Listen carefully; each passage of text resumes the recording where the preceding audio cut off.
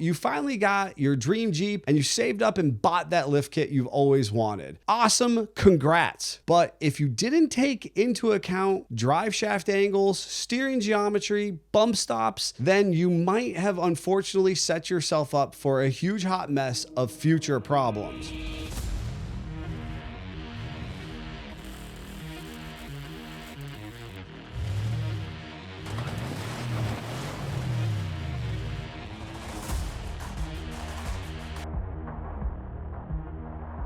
My name is Neil with SFJ 4x4 Simpson Family Jeeps. I'm coming to you once again to talk about all things Jeep and automotive. Now, realistically, we're going to focus specifically on the 4x4 market, but honestly, it has applicability across the widespread motorsports industry. So take the information here and apply it at home as you see fit. With that said as well, while we are industry professionals, this is our experience and my understanding of how the Jeep works together. You're going to go out and you're going to consult all of the interwebs and you're going to find 1,000 other differing opinions. That's cool. There's room for those people to somewhere along this get along graph. But realistically, what we have is years and years and years of proven experience that arguably we can bring to our viewers and followers at home that ideally help set you up for a successful enjoyment of your Jeep. So when it comes to lift kits, most people just get super excited about being able to install a appropriate amount of lift, whether that's a very tall lift or a very short lift, and shove those really gnarly wheel and tire packages that you've oogled over, as you scroll the book of faces or in whatever e-com retailer website has marketed to you. And now you've got this tire and wheel package and the lift kit on the Jeep, and you're like, man, this is how I always wanted it to look like. But the thing absolutely drives like dog poo. If that situation happens for you, it is unfortunately because kits of lift kits are not actually comprehensive like they once were. At the advent of the JL, there were a bunch of people, new owners talking on the keyboard about making sure that you get yourself a complete lift system. Now, realistically, that terminology lasted for about this much time, but it really was a marketing ploy on behalf of manufacturers to ensure that if you bought their lift kit, that you had the best possible outcome and experience. Now, early to the market was a number of brands. And so whether it was Skyjacker or Rusty's or Metal Cloak or Rock Crawler, it doesn't matter. Realistically, they wanted to sell you comprehensive or full package kits that ensured that you had appropriate travel of the shocks, that bump stops were relocated so that the tire couldn't come back up and hit your fenders. They wanted to make sure that if you did droop out the suspension, that your brake hoses were extended or replaced. And quite a few of them did initially provision a front drive shaft for that increased lift and therefore driveline geometry. Now, this lift system was actually really smart on behalf of the manufacturers because those initial people who took advantage of speed to market of those lift kits to their new platform vehicles then had a pleasant experience because the Jeep worked as close as it was originally designed to from the factory. That's because those manufacturers took their experience and what they know of all of those components working cohesively, happily, harmoniously within the matrix and applied it to that stock geometry system. We know that when choosing the lift kit from a professional standpoint, not only does the consumer want lift height, but they want ride quality. And those initial big lift systems or kits, the budget was relative to speed to market. Now, as that kind of waned, manufacturers start to dial back their product offerings, and they keep dialing it back further and further to the most budget-friendly options. Now, the problem with this is that if you are an individual who's recently purchased that Jeep and you log on to whatever your favorite site is, then unfortunately you're going to see a $3,000 or $4,000 option, and you're going to see a $300 or $400 option. And unless you know what that difference is between the two price points, you just simply see coils and shocks or brackets, and you go, well, why would I buy the $4,000 option if the $400 option gives me the same amount of lift height? Because again, objectively, you're most interested in lift height and theoretically some ground clearance in the process if you think you're going to mildly off-road. Now, granted, if you're sitting at home and you're like, well, that's not me. I built my Jeep into an overlanding rig or a hardcore rock crawler. Well, again, congratulations. You did your homework. You maybe called the manufacturer. You read all their information. Maybe you watched their YouTube videos. Cool. But the vast majority of new Jeep consumers just turn to their recommended retailers and purchase based on the limited information they have in front of them. So while budget is incredibly important, by focusing primarily on budget, we tend to overlook other aspects of the complete lift kit that will actually benefit you in the long run. Now, insert the cliche pay now or pay later, but you always pay. This is that situation. Yes, you can log on to a number of lift kit manufacturers and you can buy a base kit that lifts you 3.5 inches, or you can buy a comprehensive kit that lifts you 3.5 inches. The difference is not the fact that this one is going to allow you to leap mountains in the process. It has to do with the components that are available to you to install on your Jeep. I think that's the big piece that is oftentimes lost on new Jeep owners or people who are freshly getting into lifting their Jeep if you've had your Jeep for a while. Oftentimes in the process of putting that rad set of wheels and tires on your Jeep, we overlook the future drivability of the vehicle, understanding that stock control arms, bump stops, drive shaft angles, and steering angles all will have adverse reactions anytime we start to move over a particular threshold of suspension change. Arguably, as the suspension gets even taller, the extremeness of that geometry intensifies, because the bigger the Jeep gets, the worse it will drive if those other components aren't addressed. Additionally, not only does it not drive well, but it's simply going to fail faster than a more engineered, and that could be a DIY engineering, or that could be a manufacturer engineering, but a more curated kit to benefit your expectations and the needs that you will have of your Jeep. This isn't to say that you have to break the bank in order to ensure that you have quality drivability of your vehicle, but the goal should be to not make your Jeep drive worse than stock. So specifically, I think the things that are the most overlooked when it comes to reducing overall cost of lift kits and that initial speed to market purchase point for new Jeep owners or new lift kit purchasers is specifically drive shaft angles, steering geometry, and bump stops.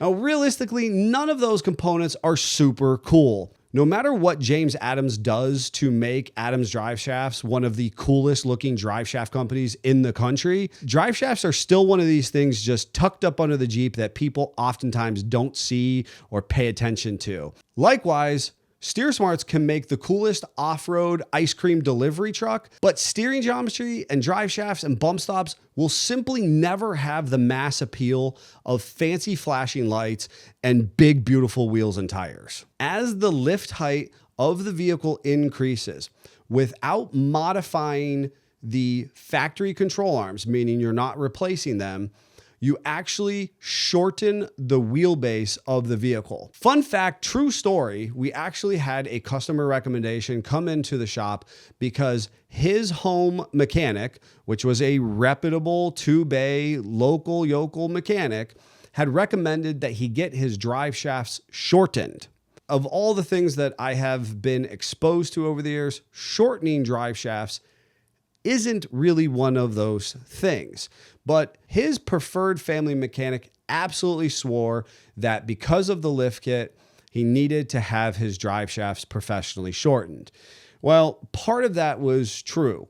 Because of the lift kit and the factory control arms, it actually shortened the wheelbase, making the drive shafts have an improbable driveline angle. I could totally get into drive shaft and pinion brake angles and talking about how you should or shouldn't be pointed at the driveline.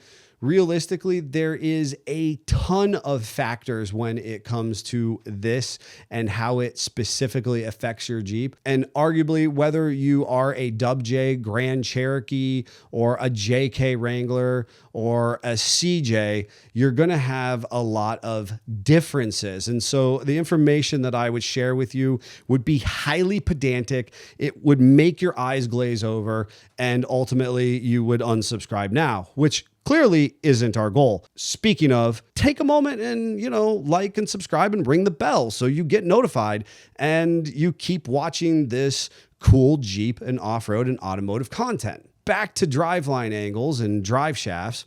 The biggest difference that we learned with JK's at 2007 to 18.5 Wrangler, and of course your new JL's 18.5 and to current day, is that it is not an if, but when the CV front shafts fail in off-road conditions. So it means that when you put that affordable lift kit up into place, you need to already be budgeting for a front drive shaft. There are a number of manufacturers who offer a front drive shaft with their lift kit. I think that is brilliant marketing, because they are sort of setting you up for success. But realistically, as a personal opinion, I like drive shaft manufacturers to make my drive shaft and suspension manufacturers to make my suspension, and not vice versa. So a word to the wise is that I love manufacturers who want to offer you a comprehensive solution to fixing your driveline angles, but I think it's important to hold off on purchasing their drive shaft and instead go to one of the reputable business who supply drive shafts and their name says it, means it, and they stand behind it. Now, off of that rant, most manufacturers will tell you the kind of base requirements to adjust and set your suspension for ideal driveline geometry. Enter JLs and JKs. The challenge is, as you increase caster, which is again really popular with the keyboard warriors, you are actually going to move out of the realm of normalcy, meaning it's going to move into an improbable position and actually give you driveline vibes. So too low and too high, based on how you adjust and roll that axle, which does affect your caster, you can actually increase driveline problems. Now, I know this stuff actually gets me really excited, so I'm going to try and not get too specific, but understand there is a sweet spot, and then you can actually move in and out of that strike zone by how you adjust your suspension. However, it is important because, like I said, it's not an if, but when that front drive shaft specifically fails. Most times with appropriate rear suspension installation out of a quality kit, you do not need to upgrade your rear drive shaft immediately on any of the new models. Older TJs, YJs, so on and so forth, you may run into needing a slip yoke eliminator. The technology that existed for our transfer cases of what I call the small body Jeeps of the 80s, 90s, and early 2000s is simply different from the mid 2000s to present. And so therefore, we have a completely different set of rules to play by for our small body Jeeps. That is that era of the late 80s through the early 2000s. You may need a rear drive shaft far sooner than you need a front drive shaft on those Jeeps. On our newer Jeeps, we need a front drive shaft as opposed to a rear one. At the end of the day, the concept is the same. Optimizing the angle of that drive shaft, be it front or rear or both, will ensure that you don't have vibrations running down the highway, that the pinion bearings in your axles survive your first trip out wheeling, and that you don't do any undue damage to any other components in your system. The limiting factor of your suspension should in fact be your shocks, typically speaking, and if those shocks are appropriately lengthened for the springs, then your lift kit manufacturer has done their job and you're not relying on drive shaft bind, sway bar, link inversion, or the brake hoses to stretch like banjo strings. You thought I was bad about drive shafts, and I didn't even get into U-joints because I love those. Steering geometry is absolutely a banger for me. Now, the big piece that to take away, and I always like to kind of conceptualize for people, is when you increase the distance between the fixed points of the body where the steering box to pitman arm terminates to where the drag link reaches the steer knuckle. As you increase the lift height, it increases the throw of the drag link. Inverted Y systems of the small body Jeeps, that's a completely different can of worms, and we'll get to that in a moment. But the base concept is from pitman arm to steer knuckle. As we increase that lift height, enter Archimedes, who says, give me a long enough lever and a fulcrum at which to place it, and I will move the world. And so I like to think of that as a long lever. As I increase that lift height, it actually decreases the responsivity of the steering because my lever, or wherever the heck you're at and how you say it, has elongated in the process. That's why flat steering geometry is the best way to go. Now, without too much pomp and circumstance, what I can say is that I had the opportunity to build my dream LJ at one point, and through that process, I took entirely longer than any other person should, cresting almost 6 full years. And in that time frame, we were able to turn that front Dana 60 with kingpin and high steer into the flattest steering on the road. It was awesome. And because of that, we had an ideal length and flatness. We didn't ever have to run a steering stabilizer or sway bars.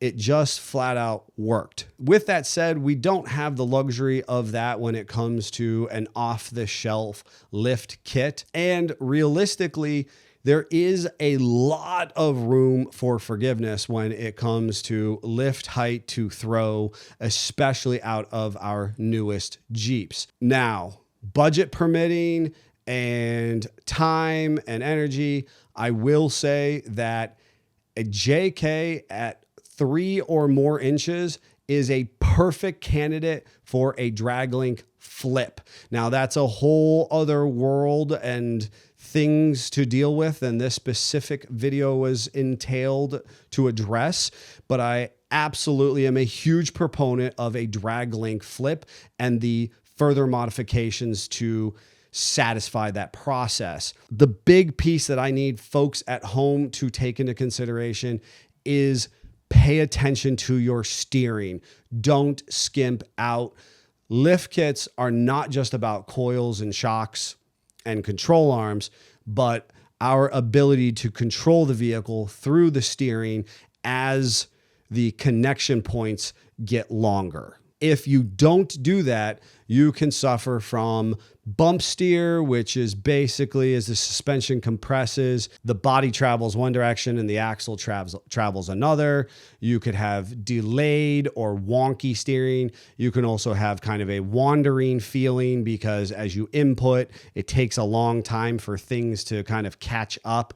I made the huge mistake when I was initially getting into monster lifts 20 plus years ago that I had 10 inches of lift in a Cherokee with arguably stock steering, and it had some base modification, but basically I had a huge long drag link and it absolutely drove awful. Don't make my mistakes, learn from them, and choose to do better. The takeaway for this: flat steering is the best steering. Match your drag link angle with your track bar. And when possible, crossover steering is king with straight axles. And so if you have the opportunity to do some modifications on your small body Jeep to give yourself crossover steering, I implore you to do that. Now, again, trying to save some of the minutia for another time. There is the inverted Y, the inverted T, and crossover steering. And as Jeep engineers figured out for the Wrangler platform in 2007, is the most effective steering system for suspension modification. Basically, the toe doesn't change, the drag link does. And so long as you keep all of the other steering related components in an appropriate parallel geometry to each other, and it's correlative, meaning drag link and track bar, flatness of tie rod, that kind of stuff is all appropriate, then the Jeep will handle beautifully, lifted or not. Finally, bump stops. This is probably one of the most uncool aspects of a lift kit to be considered. Sway bar links? No, sway bar links can actually look kind of cool because they hang out on the front of the Jeep. Now, Fox and Terraflex and a couple other people tried to make hydraulic bump stops cool. They're still not. They're still just a bump stop. And I do dig the technology and, all playing aside, bump stops are what protects or ensures your investment. The big thing about bump stops is they limit the up travel that massive wheel and tire now have as you compress the suspension, either going over an obstacle, or B, just at speed and you're hitting a bump, a crack, or something else within the road. Bump stop extensions are a highly customizable addition to your Jeep. Now, there's a number of manufacturers, specifically Iron Rock, who have some of my favorite generic kind of run-of-the-mill bump stop extensions. They're super cool billet aluminum pieces that bolt on at the front, and then they just relocate your jounts. A number of manufacturers have attempted to create a more robust urethane bump stop. No matter how you slice or dice it, a bump stop protects the body of the Jeep from damage and the suspension from harsh compression. Shocks do a lot of things well, but what we don't want to do at any given time is to aggressively compress or extend them if they don't have what's considered to be a internal bump stop. You will see a number of manufacturers over the last 10 years have started to advertise that they have internal bump stops. That's because we don't want the internal valve that nobody can actually see to hammer to the top of the system and slam to the bottom. We want some type of robust cushioning to dampen that extension and compression at max. We do that within the shock, and we do that externally at the axles. Now, this type of technology or componentry is present on nearly all types of 4x4s. And, you might have heard of trucks being loaded to their bump stops. Basically, they're overloaded until they sit on the snubbers. Well, Jeeps are not all that different. We have this piece of heavy, hard foam. You'll see it in our older Jeeps starting to kind of crisp up and fall apart and, disintegrate and fall out of the Jeep. But in the meantime, when it is working, it is supposed to cushion the up travel specifically so that the axle can't kind of slam into the frame components that are fixed on your Jeep. So The biggest challenge I see with cheap lift kits is the fact that they don't offer you any provision for extending your bump stops. So while you might have spent $400 and you netted 3.5 inches of lift, one of the first times you go off-road with your gnarly 35s or 37s, that wheel and tire is going to come shooting right up and take your fender flare off. That's not because the fender flare was junk. That's because the kit wasn't complete and you weren't set up for success. So while none of these parts are particularly cool, and for most people at home, they don't warrant you obsessing over them and comparing them specifically for our average consumers, they are integral to ensuring that you have a well-tuned working lift kit or lift suspension. I encourage you to go out there and to talk with manufacturers to what differentiates their kits and components from the next. But realistically, the baseline of all of these components is what is actually needed for you to have a successful experience with your Jeep. So what do you think? Are there any other pieces? I know I kind of threw sway bar links out there, and I do think they're important, but I think the three most uncool, most underrated parts that you have to pay attention to are definitely the steering geometry, the drive shaft angles, and those bump stops. As I mentioned in the very beginning, brake line extensions or complete replacement is also super valuable for its own reason. But I want to make sure that people don't rush out and just shoot for that immediate ego boost of having your Jeep lifted with the cool wheels and tires, but that you have a enjoyable experience in these awesome off-road vehicles. And so whether you're using it off-road or on-road, a good lift kit will make a difference. And a good lift kit is not just shocks and springs. I'd love to hear from you. We read and respond to the majority of comments, and quite frankly, people like you love just chattering in the comments below, so make sure you join in. If you didn't like and subscribe, now's the time to do it so you can get notified for awesome Jeep, automotive, and off-road content in the future. Jeep on.